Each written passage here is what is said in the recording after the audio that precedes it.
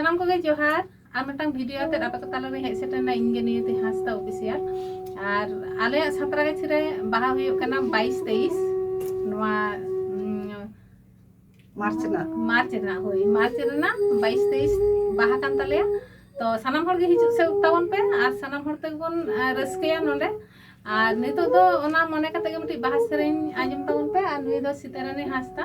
सानाम हर पे ठिकेया जहां दो यूट्यूब रे मेना ताया और नाना हुनर चैनल रे सेरिया तो चलो उनका सेरिया तक आपे को ताला रे